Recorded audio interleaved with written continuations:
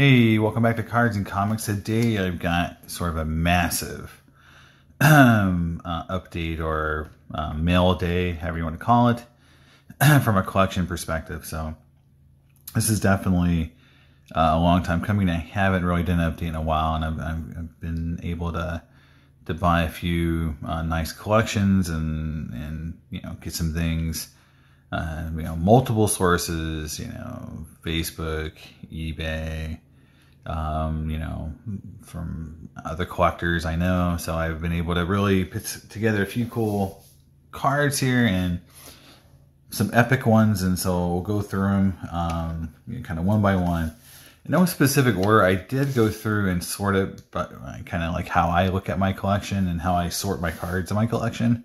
So we'll start off with vintage, and we'll move through. So cards I've picked up that are vintage. So here is a 1963 Pride of the National League. So this is Willie Mays and Stan Musial. And the good thing about this card is, obviously 63s are tough, with that, yellow portion there. But I'm putting the set together. So 63 is one of the years I am actively collecting the full set. So just to get, that's why I don't mind getting the 7 on this card, because, again, I'm putting the full set together, and getting a full 8 of this set would just be really, really hard. I think some cards are fine as 7s. Next up is a 65 Ernie Banks. And so I've had this card, multiple times, and this is probably my second or third copy. I have an 8.5, but this one was pretty clean, a little off center, but I like the color. You can see on the back, the blue is really nice. And so, I just think these kind of cards, will continue to have value, but also I think, as long as the modern market is so hot, these vintage cards will continue to steadily grow, because I monitor, eBay and auctions, and these cards aren't coming up for sale as much as they used to. Yeah, when Probstein and Pre-War run their big auctions, they used to always have multiple copies of some of these 60s cards that, aren't overly rare in certain grades. Now you're seeing them running a lot more 5s and 6s of those cards instead of 8s, 9s, and 10s. And it shows me that it's not that the supply is so much dried up. It's just that people don't want to get rid of them as much as they used to. So I think this is, people are holding on to some of these cards a little bit longer. They're not kind of commodity like they used to be, where it was like, yeah, they were a couple $100, and, you flip them, buy them, grade them, flip them, get other cards. So, I think it's, these 60s Hall of Famers are definitely, something to keep an eye on, as far as value, because to me, if the Banks goes up in value, then the Hall of Fame rookie cards will go up at a much higher magnitude. So, here's a 75 Roger Staubach. I've had this card, in multiple grades as well. And I just like these 70s football cards. 70s football actually has a lot more meaning to me than 60s, because, obviously in the 60s you had, like Jim Brown and Bart Starr. But, to me, NFL became huge in the 70s. And so this is like one of those iconic players and just a cool card of his. It's just so cheap. It's not expensive at all. Next up is Duke Snider, 59 Topps. This was one of those just kind of like, it was going so cheap, I picked it up. It went cheap, obviously, because it's way off center. To me, it's a set filler card. So if I ever want to do the 59 set, I would, use a card like this, for some of the slots, because, it's a nice card. I mean, it's obviously closer to a 9OC than a straight, or to an 8.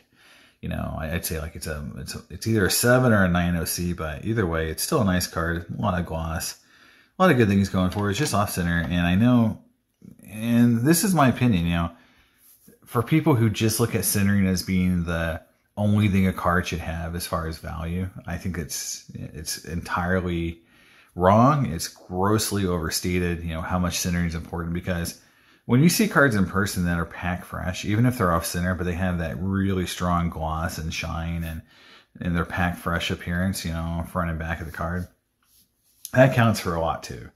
And those kind of cards are beautiful in their own right. And even if they're off center a little bit, I think, you know, people who just say, well, it's off center, so it's not worth, you know, half. You know, when I see a centered, let's say 8 that has soft corners, print lines and print dots, and maybe a discolored back that's been exposed to the sun, but still an 8. Then I see a card that's basically perfect, just off center. You know, like I'll take the card that's almost perfect. And I know a lot of collectors would say, no, I want the centering. So, you know, it's just how you value cards, you know. And I think, you know, there is some good value in some of these cards that are a little off center that still present, you know, beautifully. Here's an 867 K-line. You know, I don't have a lot of K-line cards. I know you've seen a few of my videos, so I'm trying to kind of correct that. Yeah, K-line is becoming, you know, getting a few more of his rookie or his, you know, 60s cards. You know, this 69 All-Star set is for one thing, it's a really cool design. It's really colorful. And I love the action shots in the background. I don't like the fact that it's got the puzzle back. I mean, if it had a cool back with some All-Star trivia or something, it would have been a lot better. I know they were trying to do a puzzle, and I get it, but the fronts are cool. And this is a 9. I usually don't see a lot of 9s in my collection because, to me, I feel like there's just, for the cost and the value of the card, you know, 8s, 8.5s to me are about as high as I want to go. But this card is definitely beautiful. The price was nice on it. And, you know, these cards are really expensive. Like, look at the Johnny Bench and Pete Rose for this, you know, 69 All-Star, and look at those prices. They are really, really high in these kind of high grades. Next up, a 73 Killebrew 8. You know, not much to say. I have a soft spot for 73s, which, you know, I should probably have more of a soft spot for 74s.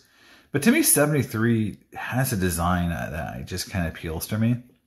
I know it's kind of boring, and a lot of people don't like this set, but I like the use of these action shots, you know, and the set itself just has that 70s feel to it to me, and it's, to me, yeah, I just like the set, so I pick 73s up all the time. Next up is another Duke Snider. So I went from 59 to 64. So this is sort of one of, I think this might be his last year.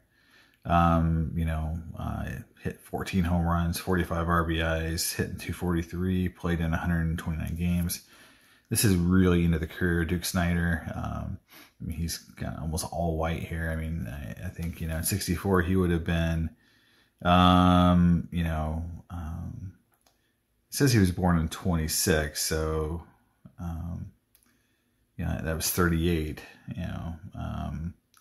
So yeah, he was 38 years old here. Yeah, you know, today that's not that old. So, but you know, he had sort of, I think, run out of steam by then. You know, 400 home runs, you know, at this point. So, just a cool card. You know, I like all 60 Hall of Famers. So, next card is a set card for me. I'm putting the Pirate team set together for this. So Frank Thomas in an 8. These cards are just super cool. 58 hires. And here's the thing. I know a lot of the hardcore guys will tell you, like, okay, it's got to have the tab. But to me, the tab cards don't look like cards. They look like advertising. And I don't collect advertising. I collect cards. This looks like a card. I like the tab detached. I totally want this whole set, you know. But, you know, I want the Mays, I want all the Hall of Famers, the Hank Aaron. I just love this set. It's so iconic. It's been reprinted and done, you know, tons of different ways by other, you know, other companies. So I just think it's one of those, you know, just super iconic sets that, and it was a one of a kind. They never did it again. There's no Series 2. Or second year, so I love it, and I always pick up Pirates when I can to fill out my set. And I got doubles too, so you know I'm not afraid to pick up a few doubles. You know, I think these 62 cards, these Babe cards, are really cool cards. This is a cool one because it's him joining the Yankees, so I think that's iconic moment. It's an 8. All 62s are hard to get an 8. So, you know, cool flavor text. Just one of those cool cards. And I think, you know, they're really fairly priced. And I think, yeah, I think they're a solid pickup, you know, if you can get them at the right price. Ron Santo, 69. I like all Ron Santo cards. I sell the heck out of Ron Santo when I go back to Indianapolis and Chicago area. People love Ron Santo in those areas. And, yeah, I've always found his cards easy to sell.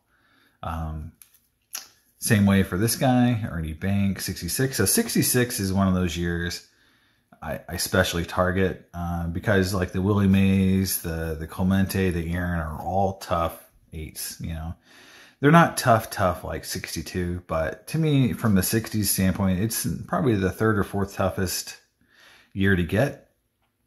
And so any of the iconic Hall of Famers like Ernie Banks, you know, Willie Mays, obviously the Willie Mays being the card number 1 is obviously really tough. But, you know, even the Clemente and the Aaron are tough. And so I just like picking up 66 Hall of Famers. And this is pretty good, you know, pretty good cards, a little off center top to bottom, but presents itself well. And again, you know, one of my favorite years to pick up. Next up is a 72 Frank Robinson. Card number 100. No, this is a 9. And again, you saw 2 9s, you know. And you know, in this video, you won't see a lot of 9s. So, but yeah, I had a chance to get this card. And the cool thing about this is I just picked up the traded card from 72. So I've got both the regular and the traded. And the traded card is even cooler than this card. I think it shows him going from the Orioles to, gosh, who did he go to? Maybe. Yeah, I'm trying to think of who he went to. Maybe the Mets, but yeah, he was traded and he had that transition card. I think it's cool to have, you know, multiple cards of the same player in different uniforms because that was rare, you know, for Topps back in the 70s. So to do that for a Hall of Famer. Here is a card I love, 59 Warren Spahn. Beautiful card. It's an 8.5. You can see the back. This is as close to, you know, it's very pristine. No print, nice yellow, good focus on that card. So, nice 8.5. And I'm a big Warren Spahn fan. I have a huge collection of Warren Spahn cards, and I think he is criminally underrated for one thing, but his cards, you know, considering he's in basically every major 50s and 60s set for the most part, it's really cool. You know, he's got a lot of cool cards. So yeah, I love Spawn. And then here's another football card, 70 Bart Starr 8.5. I like the 70 set. I think they are super iconic. I think, you know, Topps, you know, 70, 71s and 72 sets are just probably the greatest football, you know, sets of the 70s. And so, you know, this is right in that line. And I think it's just awesome to have a card, you know, like Bart Starr from that set. And the last card is, again, a major pickup for me. So here it is, 66 Mickey Mantle PSA 8. And this is a really nice card. So yeah, you can see it's almost like shiny in terms of just the gleam, the white and the kind of the glossiness of the card. You can kind of see it in the light a little bit. You know, it's very glossy. So yeah, it fills out the holder very nicely. I mean, if you look at this back, I mean, yeah, I mean, this card definitely did not see much exposure to sun. I would say that, you know, based on this card and how it presents, is that it could have been a vending card. It could have been a card that just, you know, got pulled out of a pack, you know, maybe in the 80s, you know, or 90s when people actually protected cards. So again, you know, to me, like, you know, this is why I say, like, you know, 8s versus 9s or 8.5s. You know, how much nicer could a 9 be in this card? I mean, in all serious, because, you know, this, you know, the price difference is going to be in the thousands on the 9. So, you know, is it worth, you know, another $5,000 to get a 9 in this card, or is this card good enough? And I mean, to me, you know, when I was collecting in the early 90s, you know, going to shows, but, you know, kind of before grading really took off, is this card would have been mint. I mean, there would have been like very little argument that somebody would say, oh, this is not a mint card. And so I just look at a card like this and say, it's good enough. That'll do. I don't need the next grade up. I think this is as nice as I can afford, and it's a super good card. So I'm not gonna, quabble or quibble about getting a better grade, because to me, I think it's one of the nicer cards I've got in my collection now. So that is the vintage section. The next thing I want to kind of go through is some of the more modern baseball cards. So we'll start with this card, 93 refractor Al Martin. Again, I'm putting together this whole set and very slowly, but that's a pirate, so I like to pick those up first. Another cool card. I think these cards are just beautiful, and this is one of those boxes I want to open. So let me know if I'm looking for one right now. I've found a few football, but the baseballs are hard to find. Just a really cool set, and I just love that card. And this is a couple bucks. I mean, this is not costing me a lot of money, but it's Frank Thomas. This card looks cooler than most inserts from this time period. It's just a base card. Picked up this Juan Soto. On this kind of card, I do kind of hate right now on eBay when I go on there and look for cards. It's like a lot of times I'll just search PSA and just kind of see what's available, on auction. And I mean, it's literally wading through thousands of Acuna, Soto, Tatis, Luka cards. LeBron, Kobe. I mean, it's literally 90% of the cards on eBay are like 10 players. And so, not saying Soto's not a great player, and I don't mind having this card. It's just, I almost see these kind of cards and I just skip through them and don't even care at this point, even though he's a great player. And another example why I want to open up the EX2000, I just picked this one up too. Now I have the Griffey now, and so I just thought, might as well just put the whole set together. So here is the Move On version of that, cut above, and these are just iconic, cool inserts. I think they haven't really duplicated something like this in a long time, and I think it's awesome that that kind of card exists.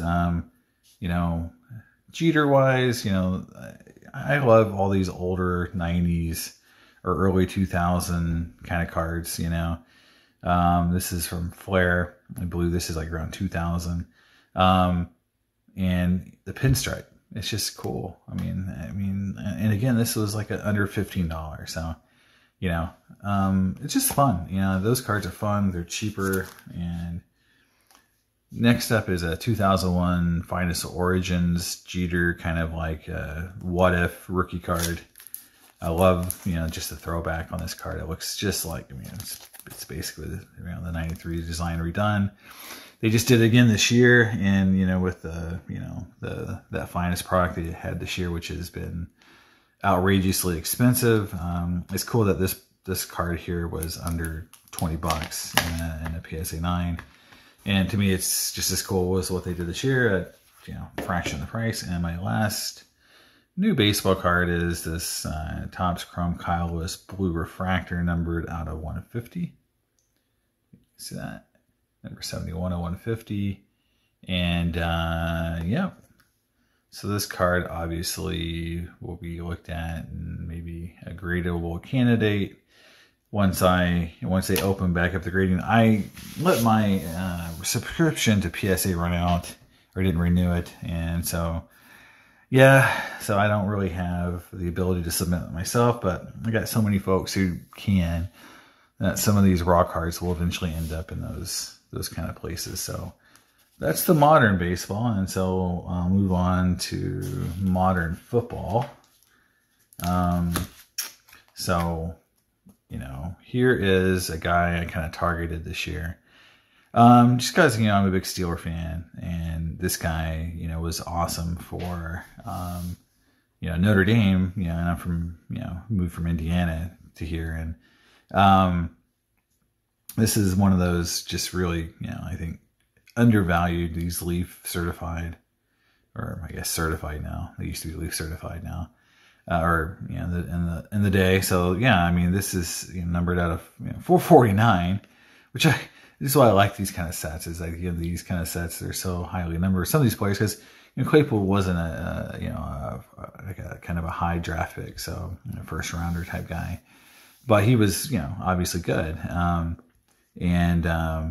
You know, and people have been speculating. Now, he just came off his 4 touchdown performance, and I did get into a break of Origins, a 4-caser, with Houdini, a blowout, and had the Steelers, and got, I think, 6 autos of Claypool in that break.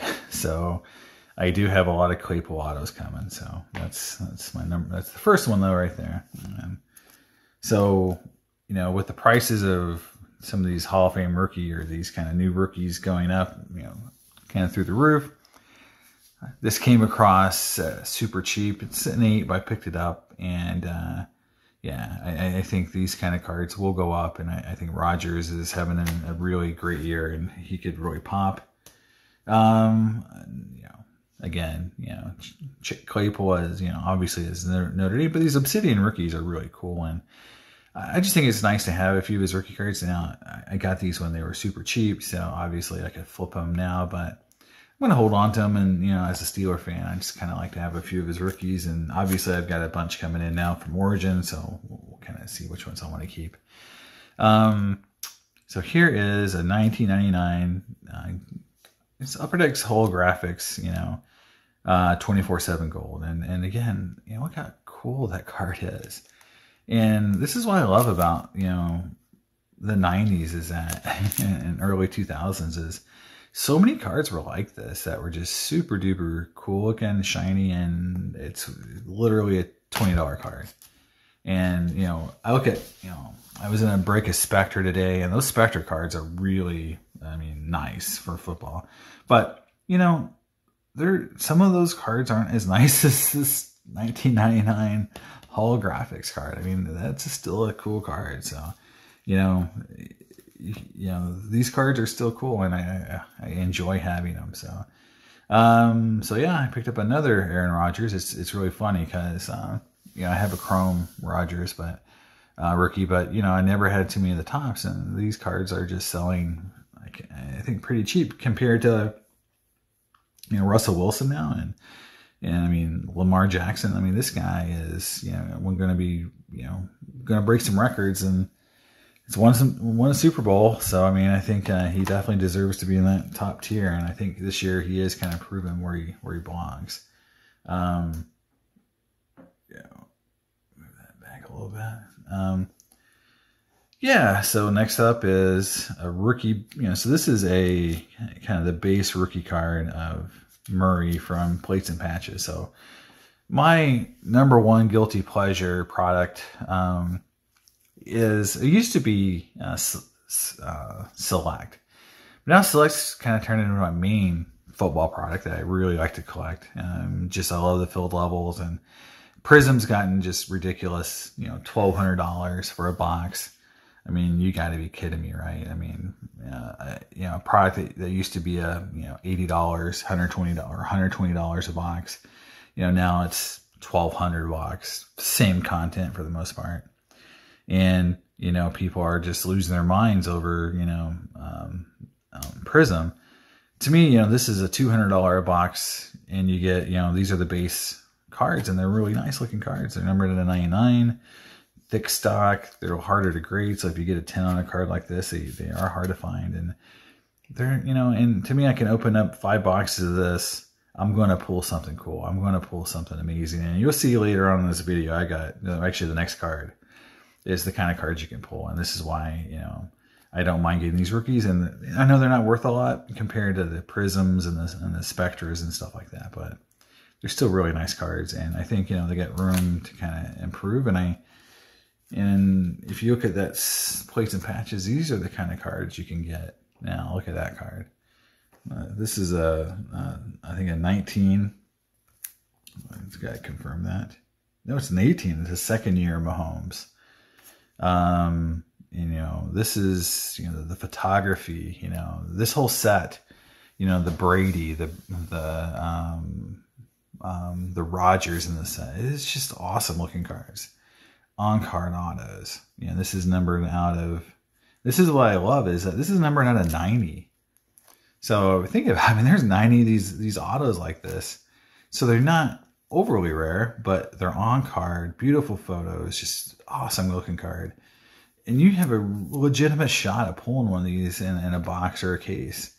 And yeah, so I just think this set's just undervalued. You get a lot of cool cards, and I'm really, you know, like I said, that's like my 5th or 6th Mahomes auto now. So I'm really trying to get a few of his autos every month, along with Trout. So that's sort of those two guys. I'm trying to get autos, just, you know, to build a collection, guys.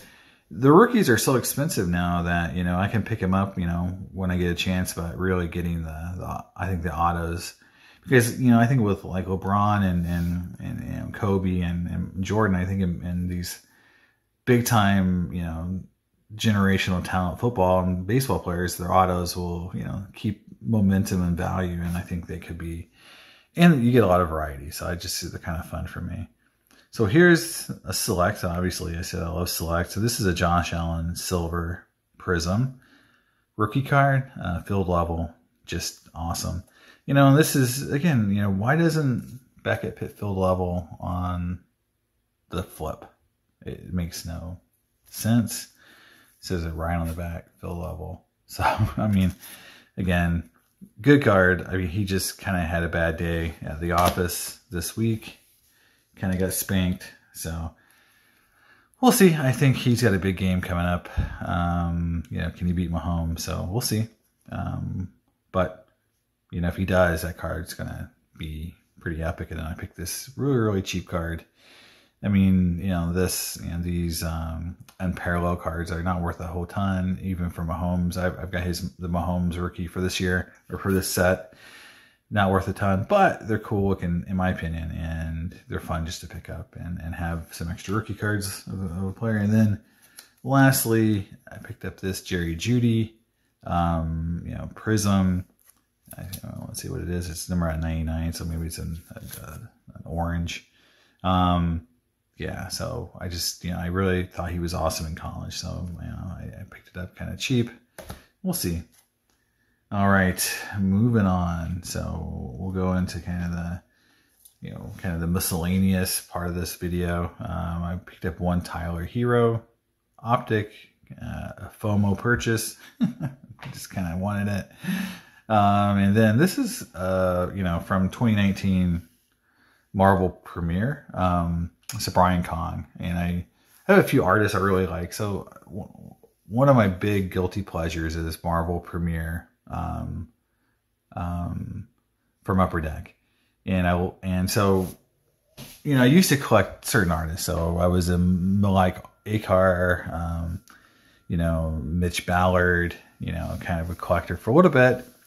But those are, I mean, it's hard to pull those cards, and when people do, there's certain people collecting those cards on ePack on online for Upper Deck that just spend thousands and thousands and thousands of dollars trying to chase those cards. And I pulled a 5x7 ACAR in the 2017 set, and I was hounded and hounded and hounded by this guy who's a big collector of those cards. I mean, just he threw tons and tons of money, and just, you know, he wanted that 5x7 because it was, you know, one of the better artists. So, you know, and I've kind of regretted it, you know, but, you know, at the time I thought, you know, I think I sold it for $1,200, $1,500. So I thought, hey, that was really good. Now I look at it going, like, I wish I kind of kept it after seeing it. So for this year, you know, for Marvel Premiere, what I've done is I did what a lot of the collectors end up doing, is I just built a base set out of the sketches. So this is kind of a base sketch. It's Brian Kong, and Brian Kong does a lot of cool baseball stuff as well. He's in a lot of top sets. Did Allen & Ginter, I mean, does a ton of, you know, Upper Deck and products as well. So, you know, I put together, you know, just every subject in that set as a sketch. And so I've got basically the Storm puts me at about 98%. So I've got 2 cards, I think, left to pick up. And I'll have a complete sketch set. And once I get that complete sketch set, I'll show it off. Now, the problem with that is I have all those sketches, for the most part, the other 97, coming from check out my cards. And they've been shipped since June, and they're still not here. And for anybody who's been dealing with check out my cards, you know that they are in a horrible delay on shipping right now, and it's very frustrating for me because I'm now into the 4th month here waiting for 200 cards and a lot of these cards to be shipped to me because I want to put together a display, and I'm 2 cards away, and I'm not even actively looking for those 2 cards because I don't know when the other 97 are going to show up, and it's just frustrating to wait 4 months to get my cards. So I'm not very happy with my check out my cards right now. So yeah, sorry this is such a long video, but I got so much stuff this time around to show you guys. Go through kind of the last couple stacks here. One of them is some of my breaks, cards, Bowman Sapphire, some of the base cards. So this is where I got the Tigers, and so nothing big there. And Finest, and the big thing, I had a Tyler Alexander auto. So a couple of Finest cards, or Sapphires that could turn into something, but nothing big. I did get an auto out of this break, so this is kind of what it's like when you do all these these breaks, and I think it's it's fun. But you do get a lot of cards in a lot of cases you don't really want. And now having these kind of cards is fun for me because I would never. The reason why I do these breaks for the most part is obviously I want to pull something cool just to have it for fun. I do enjoy like everyone else gambling, but it does give me a chance to get cards I would never get because I don't really pay attention to prospects the way other people do. So by getting into these breaks and getting just random teams, I will get players and cards I never would have bought on my own, and with a chance of getting something cool. But like Tyler Freeman, I never would have picked up some of these guys unless obviously getting a break like this. But these Finest cards are really cool too. And I just mentioned like that 2001 Jeter. So virtually the same card they just did this year that they obviously did a couple of years ago, or in 2001, so 19 years ago. So Topps is really good at doing the same thing over and over. So yeah, here is not really a break, but I did pick up this card from a buddy of mine who does breaks, and yeah, so this is the Atomic Tony Gwynn King Griffey Jr. So this is, yeah, so I forgot that I had this card because I've got some other Griffey cards I was going to show later, so we'll do that a little later. Now, here's something kind of fun that he sent me now. I don't know if this has been repackaged, reglued, but this is a misprint 89 Topps pack. So he sent me this. I'm looking at it. I see the roller marks, so this looks like it might be legit. But that is cool. I think I'm going to keep it like that. I'm not going to open it. Obviously, the Griffey's in the update set, so you're not going to get a Griffey out of this anyway. But just having that air kind of wrap is really cool. So I'll put that in kind of the weird miscellaneous stuff here. Now, I did get a really cool card out of a break. So again, this is what happens. You do breaks, you get one really cool card, and that kind of makes you want to do it forever. So LeMahieu, Sanchez, obviously I have the Yankees in this one, LeMahieu, Florial, Judge, and then you get down to Cannon Smith, and there is the card that, I obviously, right now is super hot. Jason Dominguez, Chrome. Obviously, this card's probably going to get graded at some point. And then I got a case hit. This is a case hit, and this is what Topps does weird sometimes. I mean, that's not a cool patch. It's one pinstripe, but these are kind of case hits, and it's Gleyber Torres. Now, if this was Mike Trout, it would have been really cool, but didn't have the Angels, so. But yeah, hitting the Dominguez, I mean, that was really cool. I mean, when you do these kind of breaks, you get, these random teams, and so you might get the Yankees, but, there's no guarantee that one box you had the Yankees, you're going to get the huge hit. So that was fun for me. I don't think I have anything coming up that's amazing.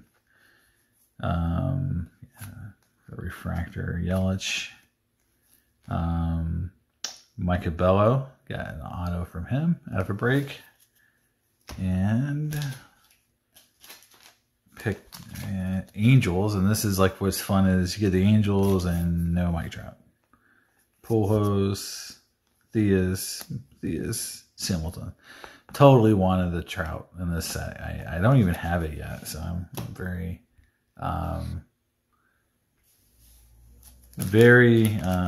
bummed out that I do not have the Trout in this set yet. Going to the very end here. Ramos, got a Giants one, and then the last one was the Rockies. And so you can see, a lot of cards, but I hit big on one card, and I guess that's all you can really do. Now the last part of this video is really, I showed you one card, but this is obviously you've seen me do a lot of Griffey collecting. So these are the big cards, for my collecting purposes, for this video. Besides sort of the vintage, you saw this, atomic, refractor of these mirror images cards. So this is Vladimir Guerrero, and then here is Griffey and Ben Grieve, and that's a huge card for me. Got a bonus card. The guy sent me a triple play Griffey, which is cool. Here's a star view. These cards are just awesome looking. Griffey from holographics from Upper Deck. This is I think a Pinnacle Inside card, complete. Player, just cool card. I don't have that insert, so I picked that up. Another insert from Ultra. These are supposed to be kind of like leather, but this card's kind of beat up. I was hoping it was a little nicer. I mean, I don't want cards perfect if they're raw, but I do, want them to not have major condition issues. So this is a little beat up. And then last card. You're probably, I hope you guys stayed this long, but this is kind of the big card here, and this is a 97 preferred precious metals Griffey. To me, this is a top 10 all-time Griffey card, along with a 93 finest refractor. This insert set is Pinnacle Griffey card. It's a platinum. These cards are really rare, hard to pull. This is, obviously the most expensive card in that set, with the Jeter, which is a gold, I believe. But, it's a 9. I don't know why it's a 9. Obviously, the card's encased. I don't know how they grade a card like this. Maybe it's off-center. It doesn't look really off-center to me. But anyway, I don't care. I picked it up. It's, amazing card. I've never had this card. And I'm super stoked. This is probably the best Griffey card I picked up all year. I think, outside of the 93 refractor, I think those two cards are, for me, amazing pickups. For me, personally, in my collection, for a lot of people, they might just be cool cards, but they're very special to me because I put this whole set together as a kid, the preferred set, the base set. I pulled opened tons of packs, never got one of these cards out of, boxes of that product, trying to get a set together. So to get the Griffey, it's just really special. So I love it. So, so thanks for hanging with me in this video. I know it's long, but I wanted to show sort of where I'm going with my collection. Please reach out if you have any questions. And I'll see you next time, hopefully with some cool content. I've got a big comic book video coming up as well. And hope you guys enjoyed it, and I'll see you next time. Bye.